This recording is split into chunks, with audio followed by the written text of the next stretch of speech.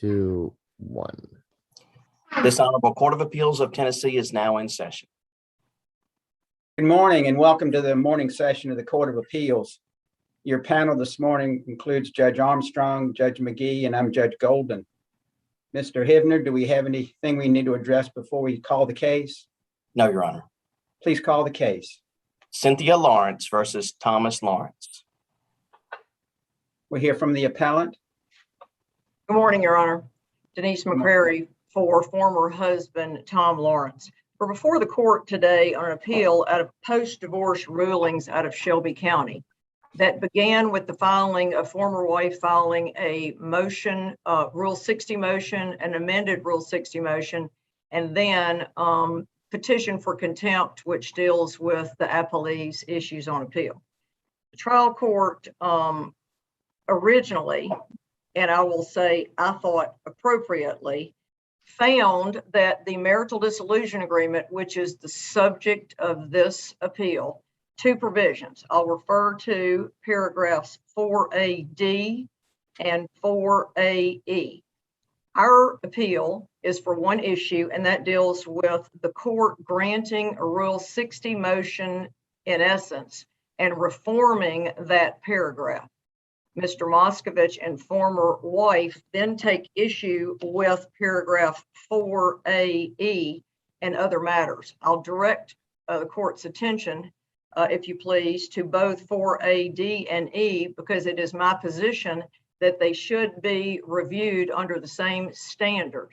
Our position very clearly, Your Honor, is that as a division of marital property, wife was to receive from husband a sum certain of some $298,588 and some change. The specific language of that paragraph said representing 1/2 of a claimed dissipation, 1/2 of the value of gold and silver, and further representing loans husband made and a withdrawal he took out of his 401k. Importantly, for the court today, I would submit, is that the words before loans husband made and a withdrawal he made start with further representing, meaning that those three items refer back to the sum total, sum certain of $298,588 and change. What's not there are the words all, total value, or total amount. On page 7 of our reply brief, we did a brief statement of the facts to submit to the court that language that was put in the appellee's brief, as well as, quite frankly, 2 orders of the trial court, used adjectives of total value, total amount, and all before the language of loans and withdrawals made out of a 401k. So we submit, when the court looked at this initially under a Rule 60, which required the burden of proof by former wife to establish that by clear and convincing proof that there was a mistake made. Former wife claims that the mistake is, instead of $298,588, she believes she was entitled to $118,000 more, or some $416,000. Now, how did we get there? We got there because the parties mediated with Dorothy J. Pounders without counsel, and the parties entered into, which is in all of our briefs, a mediated executed agreement. That agreement originated with a settlement offer from my office to opposing counsel's office. And then Ms. Pounders increased the numbers to the benefit of former wife. And at that point, that was the genesis of what was then contained in our MDA. And I submit for the court, I know you know this, but a marital dissolution agreement is just that. It's a settlement between the parties. This is not a final decree that originated because the court made findings of fact and as to the values of what was contained in a final decree. This was a MDA that resulted from a mediated and executed agreement.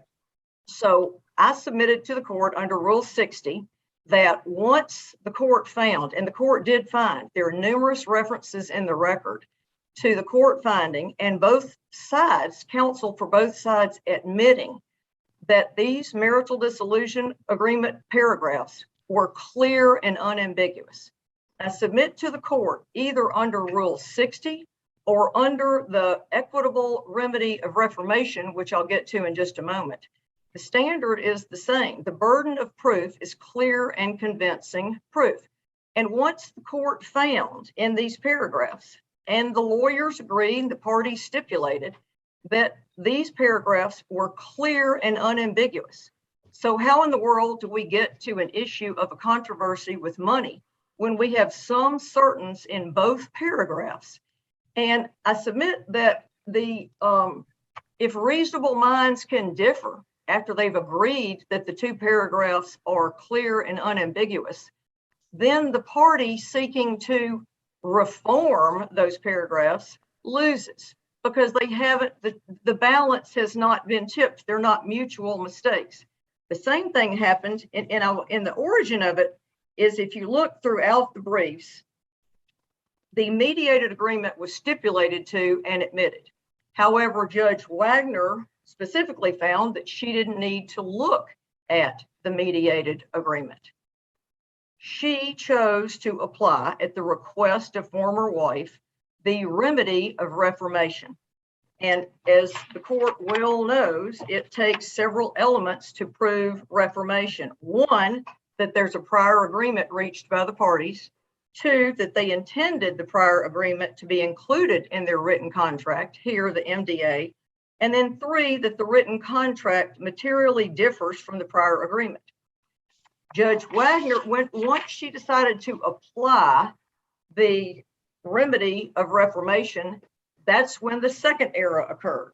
I say the first error was in not leaving the inquiry when the court found paragraphs 4A, D, and 4AE were clear and unambiguous. At that point, some certain that the former husband had agreed to pay to former wife, that should have ended the inquiry. When we get to reformation, once the court must establish the prior agreement. And the court, interestingly, does not look to the executed mediated agreement. The court specifically, and I want to quote this because I think it's important, volume 4, page 540, the trial court stated, the court finds by clear and convincing evidence, one, the parties' prior agreement is that reflected by the clear and unambiguous language of the marital dissolution agreement. I posed the question, as I did to the trial court, how can the marital dissolution agreement be the prior agreement that resulted in the marital dissolution agreement? Submit to you, it cannot. It makes no sense. Judge Wagner then went on and looked at testimony of the parties, and there were some 37 exhibits marked in the trial of the matter, and there was stipulated testimony.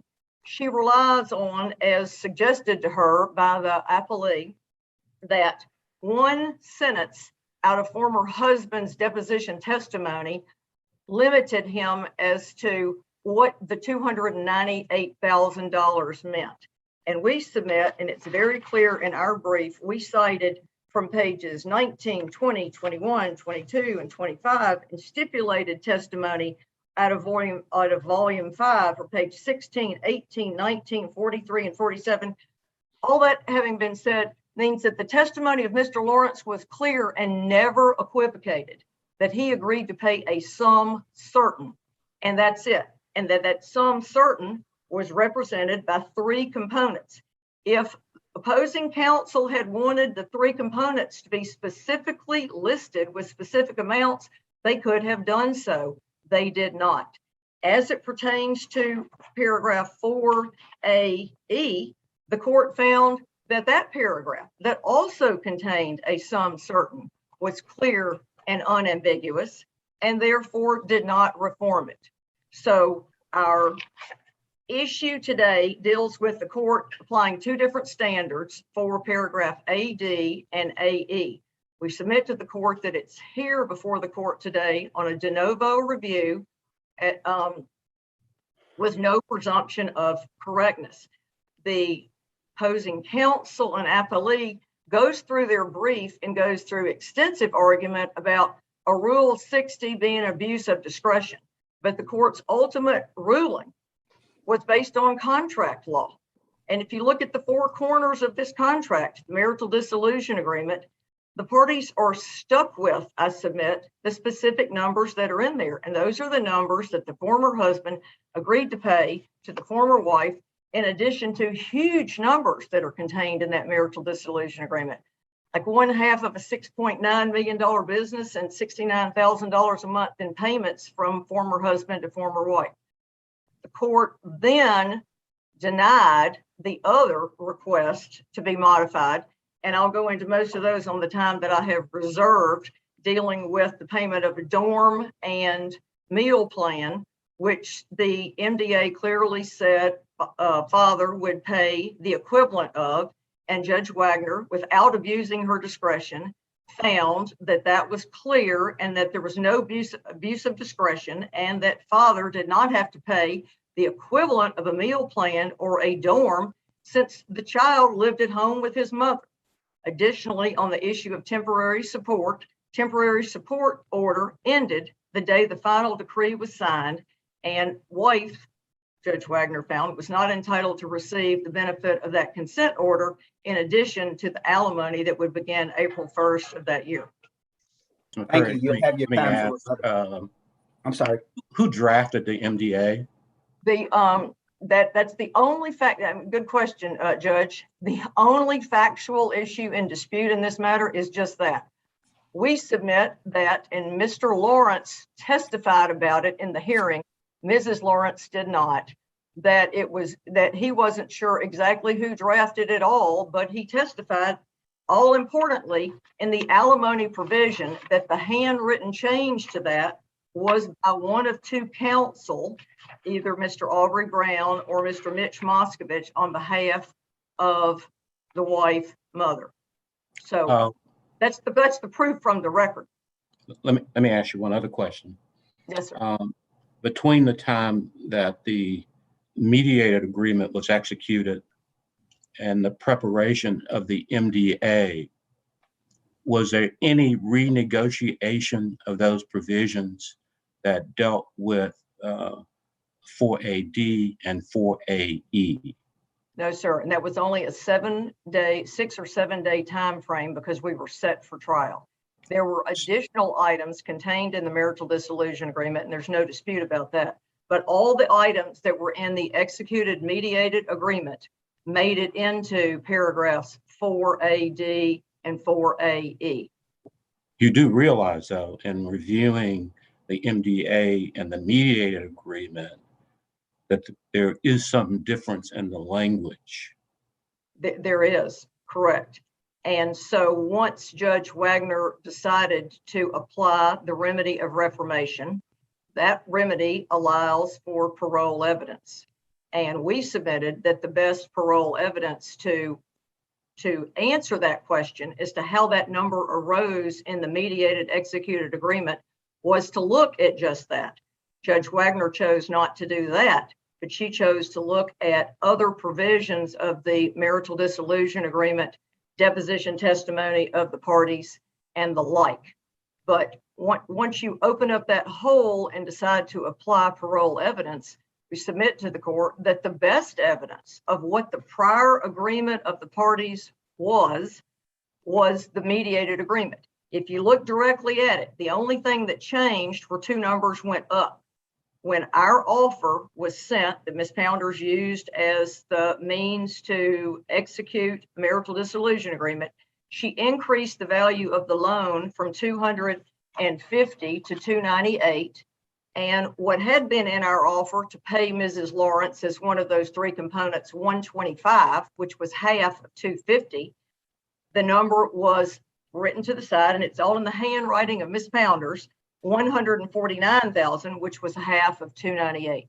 So although the language changed somewhat, it wasn't materially different. It only increased what Mrs. Lawrence got out of the mediated agreement. Thank you. Any other questions? No. All right, thank you. You'll have your rebuttal. We'll hear from the appellee. Morning to each of you, and I'm Mitch Moskovitz. I'm here on behalf, along with Mr. Aubrey Brown of the Appellee, Cynthia Purdy Lawrence. What I'll attempt to do is not regurgitate what's probably far better written than you will hear verbally or orally during the argument this morning. But I think in part there are a few notes that will require me to certainly reflect in some detail what's already contained in the briefing that has been submitted on our client's behalf. What I'd like to do first is try to answer, to the extent necessary, Judge Armstrong's question. I don't think there was any dispute, in fairness to my colleague and friend, Ms. McCrary, about who drafted the contract or the agreement. We didn't draft it, and I think it is abundantly clear that it was provided to us by Ms. McCrary. Number two, without respect to the argument reflected by Ms. McCrary in response to the court's question about the figures, I think a couple of omissions are critically important. And again, I need not reflect precisely each and every argument. And if I don't, because of time constraints, have the opportunity to address all of the arguments, and I in no way suggest that any argument is greater or lesser than any other. Having said that, to each of you, a couple of things that are critical. Number one, I remind the court that despite the volumes of this record and the many exhibits contained therein, on the two occasions that we addressed Judge Wagner and the detail with which she reflected her findings, both at the conclusion of the original argument and then after the motion to alter or amend was likewise heard, that there was really a number, if not virtually everything, stipulated. And what I mean by that is we didn't have to put on proof. Ms. McCrary and I, to, I hope, our benefit, tried to make things easier despite where we now find ourselves, insofar as stipulating to virtually all of the facts. The court certainly reviewed the depositions and listened to the lengthy arguments of both counsel. And again, there was no dispute that the language contained in paragraph 4AD of the agreement contained a mistake. That wasn't in dispute. The difference was one of the parties wanted the mistake to benefit him insofar as, I suggest, paying a lesser amount than the, again, stipulated components of 4AD, and the other wanted the court to correct the mistake consistent with the clear intention, as Judge Wagner found, of the two parties in the divorce case, husband and wife. But that would result in the ex-husband paying more, wouldn't it, Mr. Moskovitz? Your Honor, it You would said not. you wanted to pay less, but your client wants him to pay more than what the agreement provides for. Your Honor, I disagree respectfully. I think we may be getting into semantics, but what the agreement provides for, if I may, please, is stipulated amounts. And again, this is critically important, Judge Armstrong. The parties agreed that there were three components to fit paragraph 4AD. And if the court will bear with me momentarily, one half of that dissipation amount stipulated $37,500. Again, agreed, no dispute, Chancellor or Judge. One half of the gold and silver stipulated amount, $80,722 and I think 4 cents. And then I emphasize $298,588.64, which was the total amount. There was a document that validated that, not in dispute, agreed, that reflected the total amount of the loan or withdrawal as set forth in paragraph 4AD. There was Let no me ask you, Mr. Yes, sir. Moskovitz, Yes, sir. Same question I asked Ms. McCray earlier. Yes, sir. After the mediated agreement was reached and before the MDA was written and signed, was there any renegotiation of those provisions of 4D and 4E? So, Your Honor, the term of renegotiation, there was certainly communication back and forth. I don't want to speak beyond what's contained in the record. If the court is suggesting was there renegotiation, I think we may have a difference in opinion as to what Ms. McCrary suggested as to whether there was discussion about the provisions insofar as what was contained therein. So my answer to your question as best I can is certainly there was discussion. Whether one would define that as renegotiation is a matter of law. I don't want to in any way certainly mislead the court. I believe it would fall under renegotiation. I think reasonable minds may differ. Well, let me ask you, was there a discussion that the amount that he would pay for the withdrawal was going to be the entire amount rather than the 1/2 amount that's clearly indicated in the mediated agreement?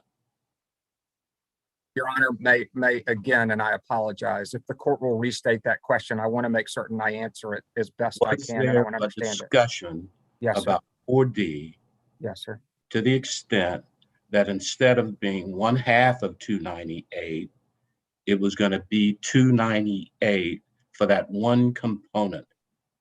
I don't think that was ever in dispute, that one component, to answer your question, was always 298. There was no, and even within the record, Judge Armstrong, that's not a dispute. My recollection is there was no discussion that it should ever be 1/2, that it was always one of 3 components. And the 3 components are those that I've set forth in the briefing, or we've set Did you forth read in the the briefing. mediated agreement? Does it say that it's going to be the entire amount, or does it say 1/2? And also set out a specific dollar amount.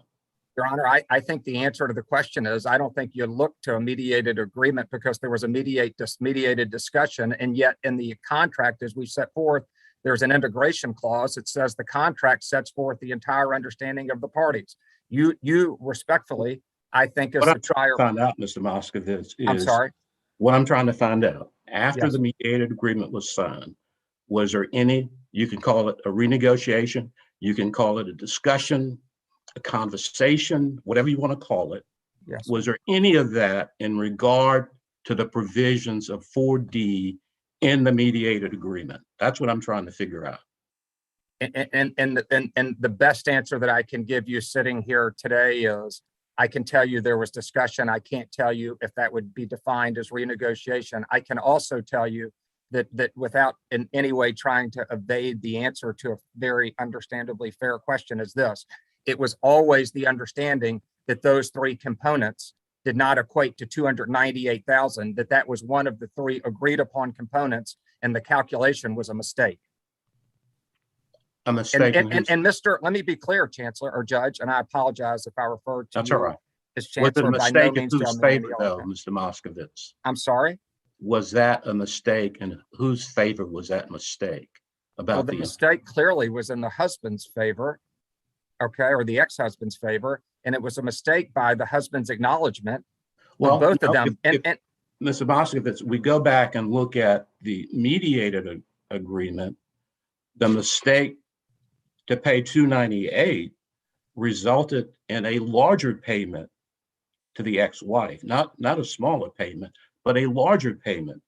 Because if you look at the mediated agreement and you look at the 3 components, the total of what he should have paid was less than the 298, and certainly substantially less than the trial court's reformation to 416. Wouldn't you agree?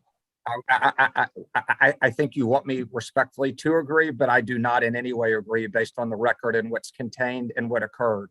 What occurred is not in dispute, Your Honor. What occurred is, and again, the fact that you and I could have a difference in opinion, and certainly you'll make the determination based on the law and the record, is abundantly, I submit, clear. And that is there are 3 components that were agreed to. And the total of that is exactly what Judge Wagner found by clear and convincing evidence. And it was some roughly $416,000. And no, She didn't benefit by that. That was the understanding by clear and convincing evidence, and there was a mistake. 298 was the withdrawal amount, and the other two figures comprised of the 416. So the agreement I submit contained a mistake. Was it a mutual mistake? Did both parties agree that it should be this higher amount of 416? Well, what the husband says is it composes, the answer is no. The husband says it comprised those three So we components. don't have a mutual mistake then, do we? Well, he acknowledges a Both mistake. parties don't agree. Well, he that it agrees should there's a, result in a larger amount. Is that right? Your Honor, he agrees there's a mistake. So if he agrees there's a mistake, there's a mistake. He just says, let the mistake stand. And we say it needs to be corrected. But he agrees in this record, there's a mistake. He acknowledges that. That's not in dispute. So Sure it when is. he says there's a mistake, and I don't want the mistake to benefit my ex-wife, I want to leave the mistake. And she says there's a mistake, and it's clear and convincing as to what the mathematics of those three components are. That's, I would submit, a mutual mistake. He wants the mistake to benefit him. She wants the mistake to be consistent with the clear understanding of the parties, which you can get from the four corners of the document and need look no further to any parole evidence. So I may not answer the question respectfully as you, Judge, want me to, but I'm answering the question consistent with the record and what we perceive the law to be, and particularly his stipulation that there's a mistake. I didn't, that's not Moskovitz or Brown or Miss Lawrence. Husband says there's a mistake. I can't tell you, I'll remind the court that that figure or those figures comprise a bunch of stuff was his terminology. She precisely said it's, and he stipulated the figures comprise of three components, and the mathematics of those three components is only one of the components, which is in this record. So there's an acknowledgement, Your Honor, of a mistake.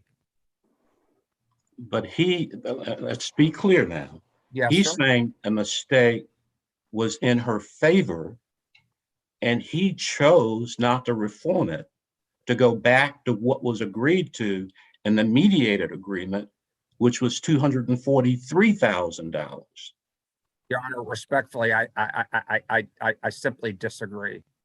I disagree. He couldn't tell you, okay, what he said is this figure comprises a bunch of stuff.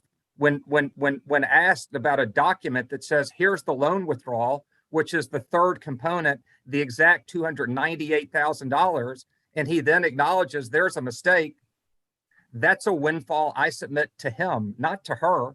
The court apparently is looking back, despite the clear intention based on the testimony, based on the stipulations, and based on the law of the mediated agreement, despite the fact that there is an integration clause that says the contract, the marital dissolution agreement, is the agreement of the parties. You don't look beyond it. And I think painstakingly, Judge Wagner did, as to this particular provision, exactly what the law required her to do. I'd be fine with not looking back at it, but you've yet to tell me that there was further negotiation of 4D after the mediated agreement was signed and before the NDA was entered into. You've not yet told me that. I haven't told you there wasn't, Negotiated Your Honor. further that. So there was no further negotiations. I would welcome going back and listening respectfully as to what I said. What I said is there was further discussion. Call it what you want. If you want me to define it as negotiation, No, let but me answer affirmatively. But I'm asking about 4D specifically. Understood, sir. I understand. And sitting as I do, I can tell the court as best that I recall, there was further negotiation and reviews certainly by Mr. Brown and I on behalf of our client. And if the court says, well, if the answer is there was, that's all I need to hear. Well, I don't want the answer to resolve the case not based on fact or law. I want it to be based on my best recollection, and my best recollection, not placing myself as a witness, is absolutely we continued to discuss the provisions of the contract in total.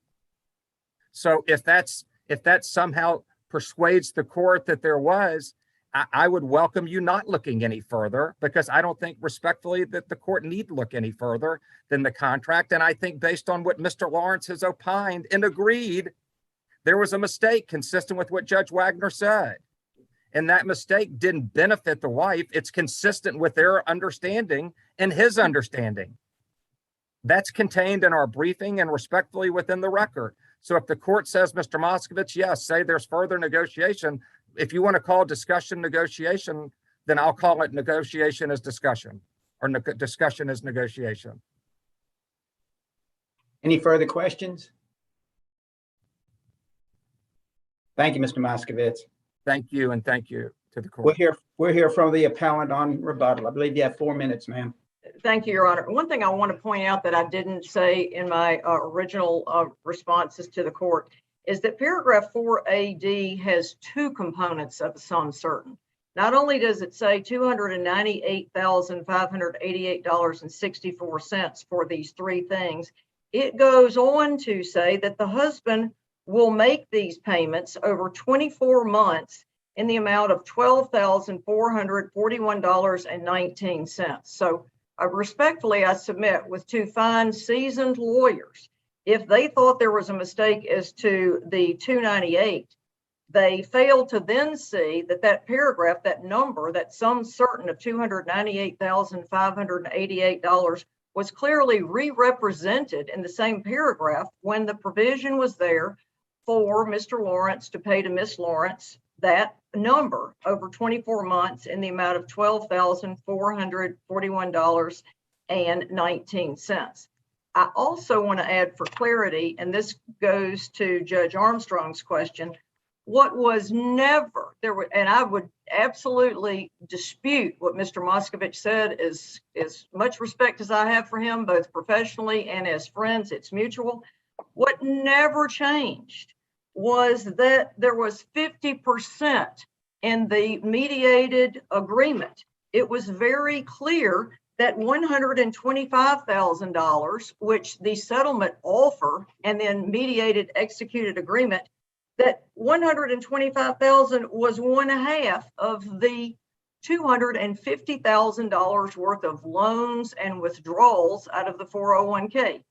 Judge Armstrong, you're correct that the number just went up because the stipulated testimony was that during the mediation that Mr. Lawrence was asked to call, that a letter was obtained in regard to the new current value of the loans and withdrawals, and that dollar amount had gone up from $250 to $298.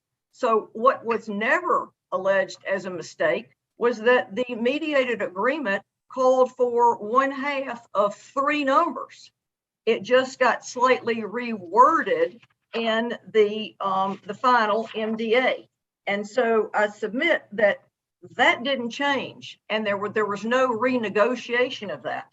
And I just want to briefly hit on the other elements of error, which Mr. Moskovich claims the trial court didn't find Mr. Lawrence in contempt and didn't find him contempt for not paying a dorm and meal plan and not paying support from a temporary support order that ended at the time of the final decree. And those issues that submit to the court by no disagreement, standard for review from that would be an abuse of discretion standard. But we respectfully submit today that if this court reviews the mediated agreement side by side with the paragraph of 4AD, the court will see that there is no material difference except Mrs. Lawrence got more money out of it and Mr. Lawrence didn't care. He agreed repeatedly in his deposition testimony and about 6 times in his stipulated testimony that he agreed to a sum certain.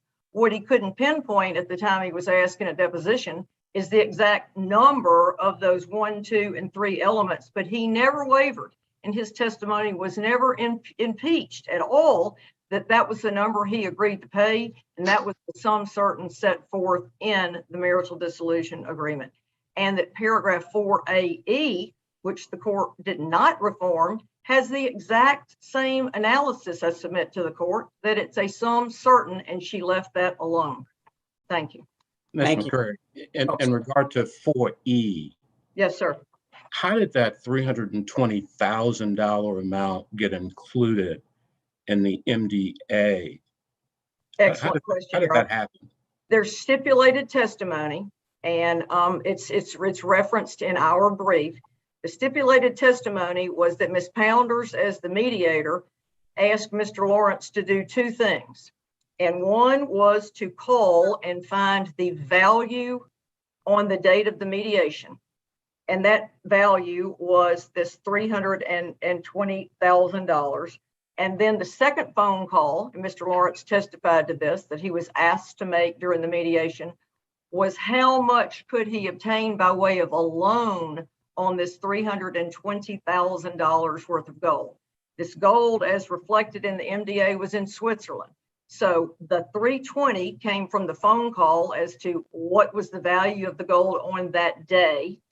And secondly, how much Mr. Lawrence could obtain by way of a loan, because the language refers specifically at E, and it's right there that this one, that the parties acknowledge that husband will cause the gold to be transferred from Switzerland back here, and he would then obtain funds to borrow against the gold in order to pay wife the $128,250.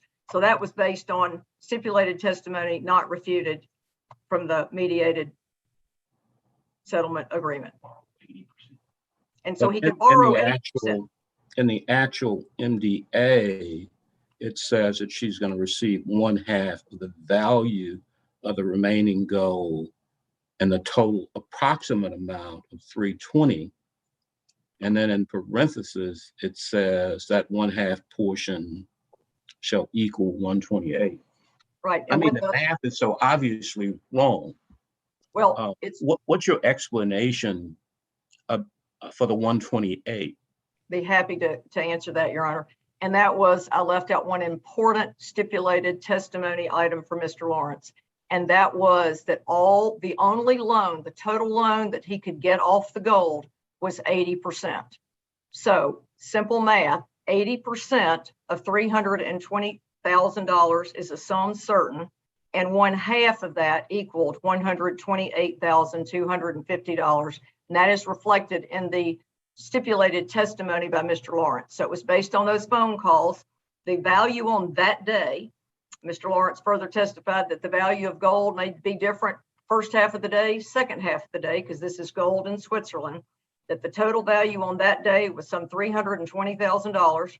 Second phone call that he could obtain a loan only up to 80% of it. So they took 80% of that, and 1/2 of that 80% equaled $128,250. All right, thank you. Any other questions? Thank you. We'll take the case under advisement and render an opinion as soon as possible. Thank you. Thank you. Thank you, sir. This honorable court is now in recess until 11 a.m. Thank God your arms. Yeah.